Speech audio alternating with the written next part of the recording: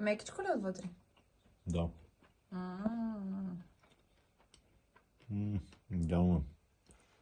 Тук сме сложили в чопъра печени солени фъстъци и шам фъстък. Сега ще ги сменяме, докато станат една консистенция. Да.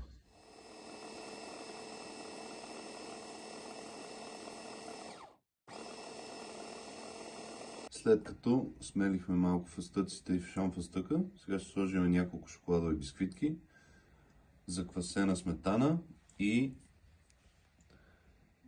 кокосово мляко. Малко по малко слагайте до постигане на желаната консистенция. Сега ще видим.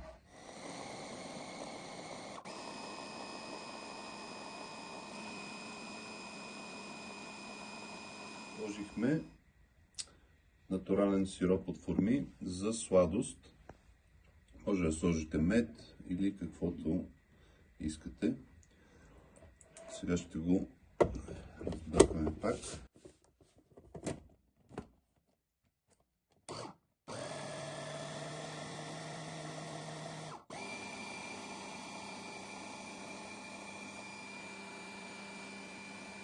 Ако ви стане консистенцията по-рядка, може да сложите чия, за да поеме влагата.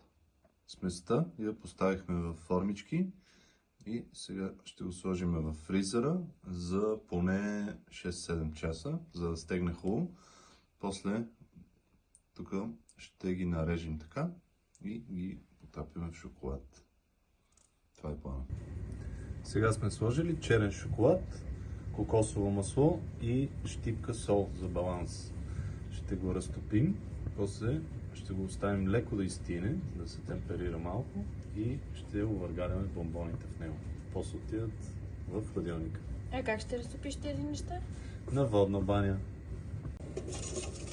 Вече ни се разтопи шоколадчето, остава само леко да го темперираме, което означава да падне температурата до 28-9 градуса.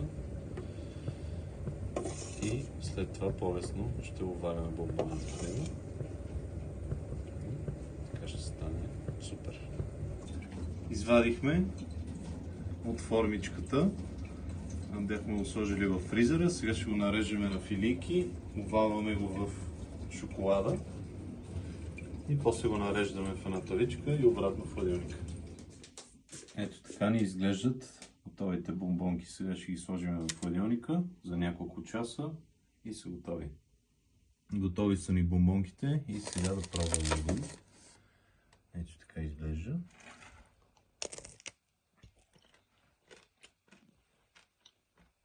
Мекичко ли е отвътре?